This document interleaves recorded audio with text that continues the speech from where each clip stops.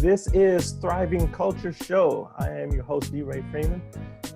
We are a show about highlighting people who are doing outstanding things, learning, health, community, economics, and really making a change and moving the needle for Black people who have been typically systematically held down by racism and things in America. What I've done is put together a series on empowered Black women and want to highlight those that are doing outstanding things. And today, our guest is Saytina Vielot, who I also work with at ADAPTOVATE, a good friend of mine. And Saytina is an outstanding person. She has a tremendous story about the challenges that she's had and also the triumphs of moving across country, starting with a new position and being in a male-dominated, really high-tech world. Welcome, Saytina. Thank you for being here. We appreciate your time here on Thriving Culture. Yay. Thank you, Ray. I'm so happy to be here. So happy to be a guest on your podcast. Very cool. Well, let's dive right into it. First, let's learn a little bit more about you. Tell me a little bit about yourself. Where are you from?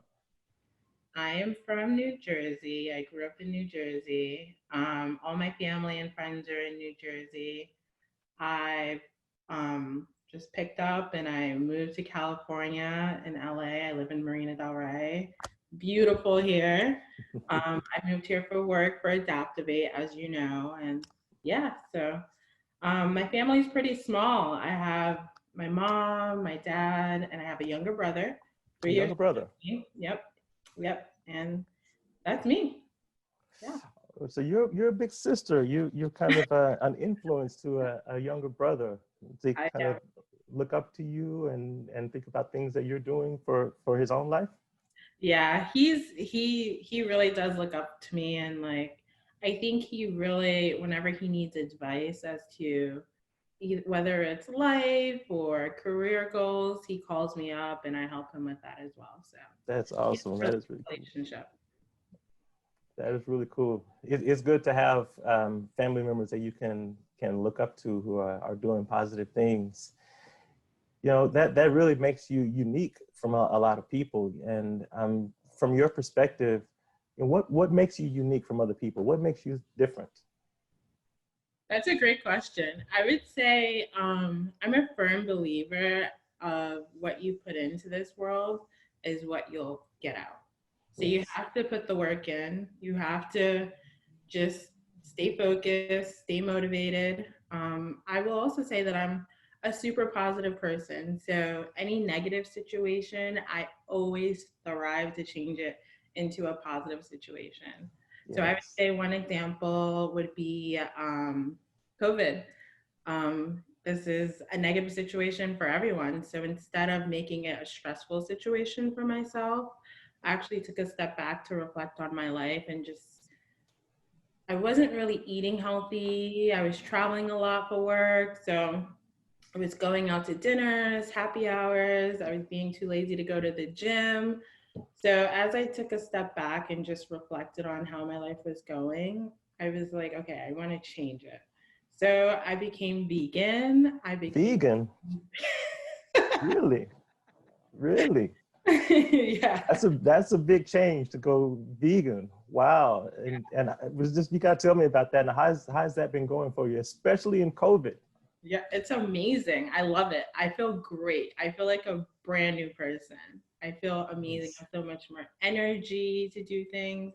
I don't need coffee. I drink tea just to drink tea. I don't need the caffeine. Oh, man.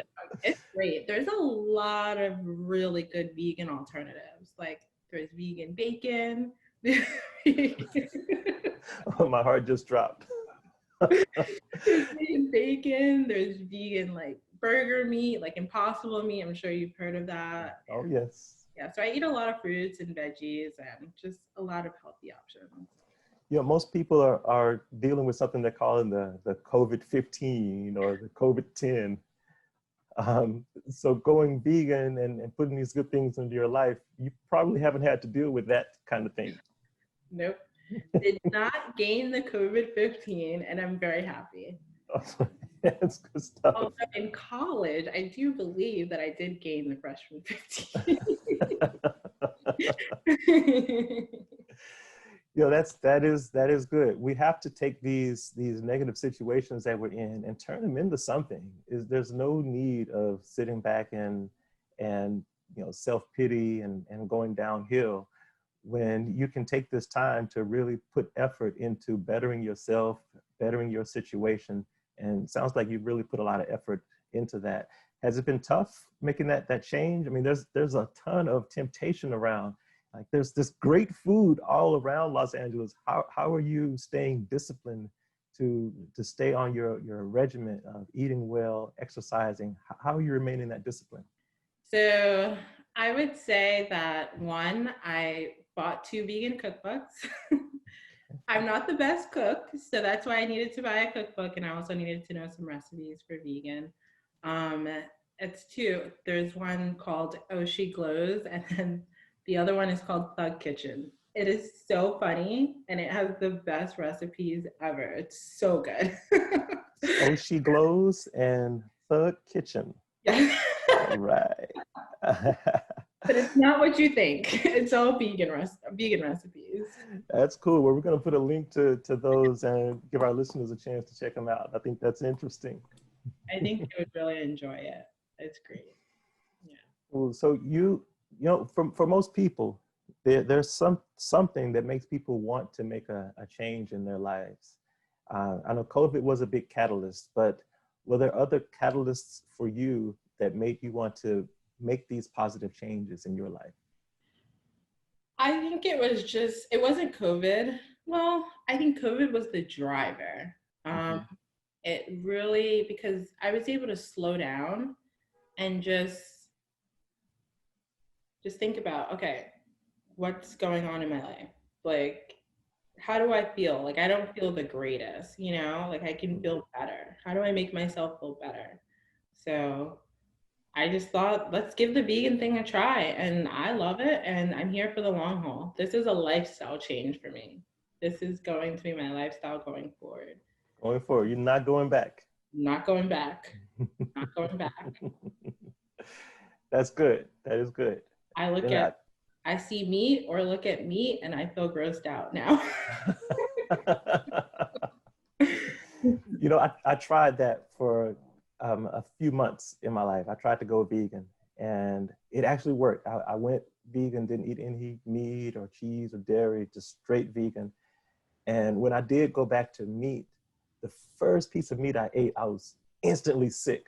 So sick. It's like I ate some bacon or pork or something, just instantly sick. It's like my body just rejected it after a few months of not eating meat. You try to reintroduce it back into your system. It's an immediate negative reaction of your body going, what is this? What are you doing? I agree. Yeah.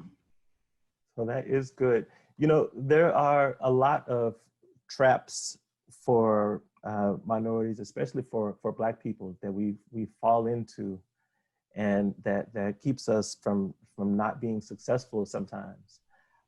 You've been able to avoid some of those things, and it's for guys, it's drugs, it's crime, it's fast money that can trap Black men getting into, that would detract us from going a positive route.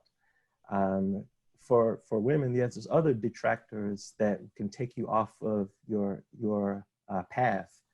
How you avoided those distractions to remain on course in your career and the positive things that you're doing in your life?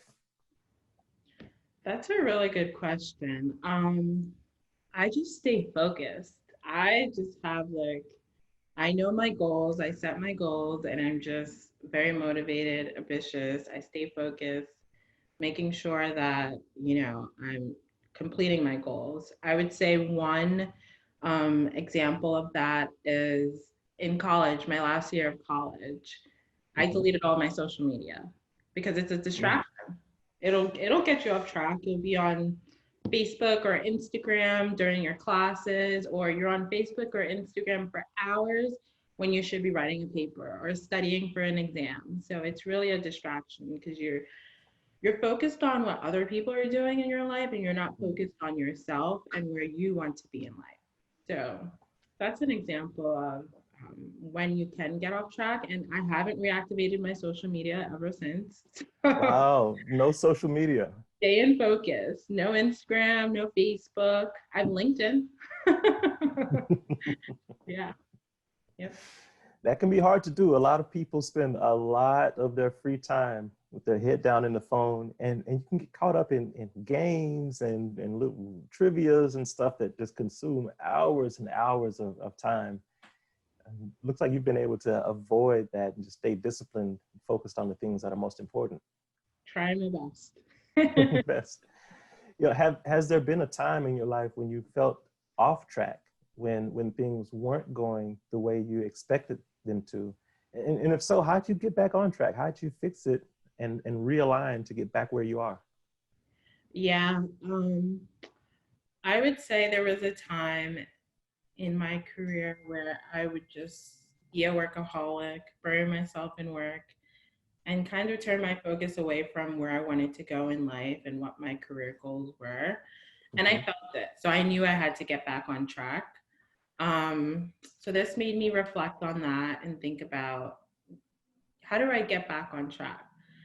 So then I started to reevaluate my career goals and what do I actually want out of life? Because I realized I was becoming complacent. So I wanted to try my best to not be complacent. The worst thing you can do is become complacent. So I wanted to push myself more, challenge myself more, and just become the best version of myself. And then I would say in that point of my life, that's when I realized what I was doing I wasn't happy with. So then I found ADAPTOVATE, and then I was able to find my passion, and I'm extremely happy and won't go back. Oh, Continue to go cool. forward. Now let's talk about that. We both do work for the same company, and we do interact quite a bit on the clients that we work on. You know, the environments that we're in and the environments that you work in are very much white male dominated, and by white males who are much older than you or I. How have you dealt with that, being a young Black woman who is in really a leadership role and an advisory role to people who may not be normally accustomed to taking advice from a young Black woman? How have you dealt with that? And what are some things that you've used to maintain yourself as an expert and not get bogged down by things that may be stereotypical against people like us? Great question. Yeah, I feel it every day. I know that, the senior leadership, they look at me and they're probably like, who's this young girl coming in here? This young Black girl, she's a woman, and, do we trust her advice? How can we trust her? But what you have to do is deliver. I go in there super confident. You have that confidence, you can do anything you want and you can persuade anyone you want with your confidence. Yes, confidence. Confidence really is key, right? Yeah. So I go in there, I know my stuff. No need to get nervous. Sometimes I may get nervous, but I need to just take a step back, go in there with confidence and just deliver. And that confidence, where does that come from? Where do you get that drive from? Is there someone from your past or someone that you look back to that gives you that continuous energy and drive to do that? So I can actually tell you, so not recently, but maybe about a year ago, I started listening to positive affirmations. And those positive affirmations helped me with my confidence. You can choose, there's an app, what is it called again? I can tell you what it's called. Sure. Oh, it's called Mantra. Mantra. So every day I get a notification with one positive affirmation, and you can choose different topics, if it's related to career, love, relationships. You'll get positive affirmations every single day. So I wake up, read that positive affirmation. If I have a super important meeting that day that I may be nervous about, I just say, Saytina, take a step back. You're going to do well. You're going to be a rock star. Go kill it. That's right. That's right. All the time. Like, Saytina, you can do it. It's like we're coaches, but we have to coach ourselves too. We have to coach ourselves every day. Mm-hmm. I agree. That's really good stuff. So Mantra app, we'll definitely put a link to that and have our listeners to check it out as well. That's good. So with this confidence, you've been able to not only help yourself, but you're able to demonstrate that confidence to others and help other people.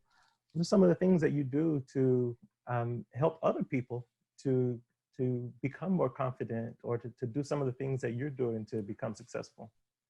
I've become a positive, ear for them. So if there's any advice that someone may need. So for example, I had a coffee chat with a junior, well, they're a graduate at our company. And they actually came to me with the issue that they had on a client. They had a deadline and they submitted after the deadline. So they were upset about that. And I positively told them, it's okay. Going forward, these are the things that you can do if you are in this situation again. And that advice really helped that person. So I think being able to mentor or coach someone younger than you and just keep them on track with their goals is always a great thing to do. I definitely agree. Let's talk a bit about this move. That's a long way to relocate from New Jersey to Los Angeles area. And did you know anybody in Los Angeles beforehand? Did you have anything set up, or what was that like, making that big of a change? I'm actually used to it. I traveled every week for work. I travel personally, but I actually went full circle. So during college, I did an internship in Los Angeles, and I lived in Marina Del Rey, a couple of blocks from where I'm living now. But the move was good. It was sudden. I had 2 weeks to get up and just move across the country. I just packed up a couple of suitcases, came over, stayed in an Airbnb so I can find a neighborhood that I really like to live in, and found a place that I love in Marina Del Rey, and I'm super happy. Yeah. Now, you mentioned Airbnb. Now, when you moved here and you were into an Airbnb, you hadn't found a permanent place to live yet. You hadn't found a permanent apartment yet, and then COVID hits. So you're in an Airbnb. How long did you stay in an Airbnb during the COVID times before finding your own place? It was very long. I moved here December, so December, January, February, March, April, May, June, July. So 8 months. Wow. Yeah. 8 months in an Airbnb. I ended up renting from the person, so yeah. So it ended up going pretty well in my favor, and I'm actually very happy because I didn't rush into something. I was able to find a place that I loved, and it has everything that I want. So I'm extremely happy, and I'm extremely happy that I was very patient. Nice. Yeah.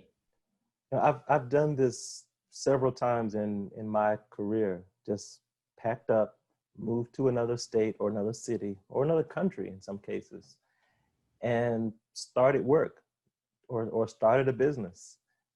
And it can be scary. It can be scary, especially when you're doing it on your own. Were you fearful in doing this, or how did you approach this massive change in life and in career and location? Were you scared when you went into it? I was not scared at all. I was excited. I don't do anything I don't want to do. So I knew this is what I wanted to do. I was going to do everything that I had to do in my power to get over to LA. work for this company I wanted to work for, and find my dream apartment near the beach, living the best life that I could live. That's what's up. I like how you think. That's what I'm talking about. Living your best life ever. And that's really what makes you outstanding, and having no fear facing things on that would really break a lot of people down. That would change some people's thought process of having to relocate, brand new environment, brand new job, brand new people, but you were able to really take the reins and move it forward. What advice would you give to someone who's, you know, maybe considering a position that could cause them to have to move? What advice could you give someone who's facing that? Just be ready and excited to do it. If it's something you want to do, don't let fear hold you back. Just Mm. be excited to do it. And I think another aspect that really helped me out, I had a really good support system. So my family was like, do it. We fully support you. We're very happy for you. Anything you need, you know, we're here. My friends as well. They were so excited for me. They were like, anything you need, we're here. You need us to get on a plane tomorrow to come to LA because something happened, we'll be right there. So I had a pretty good support system. So if you can That's have good. a support system that, you know, pushes you and they're very happy for the things that you're doing and things that you want to do in life, then that's awesome. That is really good. You know, there's been a lot going on in terms of the Black community over the last few months. You know, with the George Floyd incident, and there's month after month, there seems to be something else that's happening and happening and happening. And it can really cause a mental drain of seeing all of these things that are happening. How have you dealt with that, being a Black person and seeing the struggle that we're going through to ensure that Black lives matter? How have you dealt with the barrage of change that's been happening for the Black community? Yeah, there's a lot going on. And it's very unfortunate. It's sad. At the beginning, I used to consume myself with a lot of news on the protests and everything that's going on with systematic racism and stuff. Then this may sound bad. I stopped watching the news. Oh, It's that's not really sad. bad. It's sad. It's really sad stuff, and all I want to see is change, and I want to be a part of the change. So that's why I'm here today. That's why I'm here. You know, I know you're working on your D. Ray Freeman website. That's right. That's right. Um, we worked on OKRs for it. We created a mission statement, objective Yes. results. So yeah, so I just want to get involved and help where I can. Thank you. Yes, you've been very instrumental in putting together the framework for the D. Ray Freeman model, and just what it's supposed to be about and how it helps people. And I do appreciate that so much. You have a lot of insight and bring good things to the table. That's been really, really helpful. So I'm looking forward to getting more of your advice and growth as this continues. What's next for you? Tina, what's next? What's coming up for you? I'm just trying to be a better version of myself. I just want to be seen as someone with like deep strategic consulting experience and deep agile experience, because right now that's really my passion. So I just really want to continue growing in that aspect. Let's fast forward 5 years from now, or way out in the future.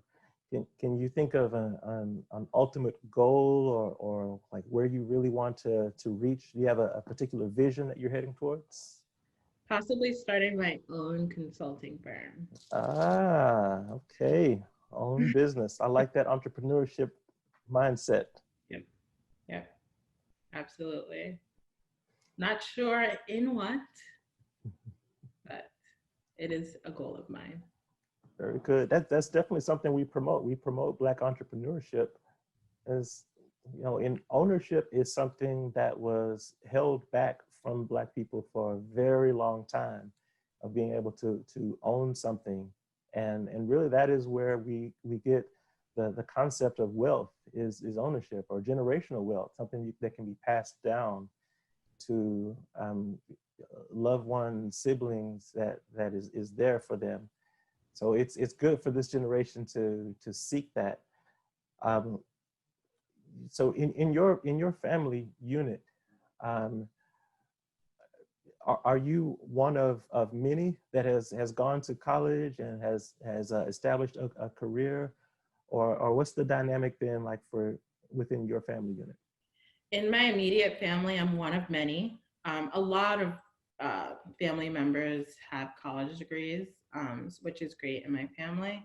That's cool. Okay, so several of them are doing well and in positions. You know, we see what happens sometimes in Black families is that there's one or two people who kind of make it, and then there may be several others that struggle, and not all the time that multiple family members reach a level of proficiency in some some expertise or some high financial level or whatever. So you've reached a certain level of success in your life. Do you feel like you're at a plateau, or do you continue going up from here? Oh, I continue going up from here. I'm just getting started. I'm at the bottom right now. I have a long way to go, and I'm excited for it. I'm so glad to hear that. You know, that goes into the motivation. I think where I was really trying to get to is the motivation. A lot of times people reach a level in life or a level in career, and they feel like this is it. I'm at a good place. I got a good job, and I'll just stay here. I'll stay at this plateau for a long length of time. Then there are others who are continuously ambitious and continuously looking for growth, and are seeking that next level and next level. And it sounds like you're on the second end of that. Yeah, and I also think so. There's two things. You can plateau, but there's also an aspect where you have to really appreciate what you have now too, and not always like want, because then you may never get to that want. You have to really appreciate your accomplishments that you made so that you can also succeed to the top as well. Oh, that is great advice. Yeah. Very, very good advice. Thank you for sharing that. Oh, I think. That is good. With the type of work that we do, and being able to use frameworks and methods to help people to be better, are there any defined methods that you use in your own life to either help you keep track of things that you've got going on, or do you use any methodology in your personal life? I actually do not use any methodology in my personal life. There's no method to your madness. It just happens. It just happens. I mean, I jot down, like, I kind of journal every day. Like, I jot down things I want to do, or, places I want to go, and like, what I want out of life. Like, I'll just write it down. So it's like in my thoughts and in my like subconscious mind. So I know that, I need to go towards that. You do that every day. You write down something every day. Every day. I try to do it in the morning and at night before I go to bed. I swear, every success guru in the world, whether it's Tony Robbins or whoever, they all say that right there that you just described is the one key difference between successful people and non-successful people. Oh, is cool. that journaling, writing it down, making it visible what you want to accomplish. Yep, that's awesome. It's cool that you're doing that. Yeah. Well, what else can we get into today? I think we're about at our time. So I want to thank our audience for joining us and hearing what we have to talk about here. Before we go, are there any tips that you can give us? We've got a couple of tools you gave us. You gave us the mantra app, and we talked about journaling and just having the mindset of being the best version of yourself. Any other tips or tools that you can give to our listeners? Self-love. If I believe, I'm a strong believer. So if you love yourself, then and you exude positivity, you attract that type of energy and those type of people around you. So if you're a happy, successful person, you can attract, happy, successful people around you rather than attracting maybe some negative energy or people who are not successful or goal oriented. That's what I'm talking about. It's very, very good advice. It's something we can all really take to heart. Saytina, thanks for being here and thanks for sharing all of your tools with us and all your information. And we're very much inspired by what you're doing and looking forward to your future and your growth. I think you're gonna continue to thrive and just be an inspiration to thousands of people around the world. I'm really looking forward to the things you're gonna produce. Yay, awesome. I really enjoyed being on the podcast today. This is great. It was fun. All right. So if you've enjoyed what we've been doing here, and there's much more coming up, click the like button or subscribe to us. We really need people to join what we're doing. I think we had a good movement here. We want to inspire entrepreneurship and Black excellence and really understand that our lives do matter and we're doing things that are positive and want other people to be able to do the same. So do subscribe, do like, and join us on Thriving Culture. Thanks for being here, Saytina, and we will be talking again in the future. Awesome. It was great to be on the show. Talk to you later. Bye.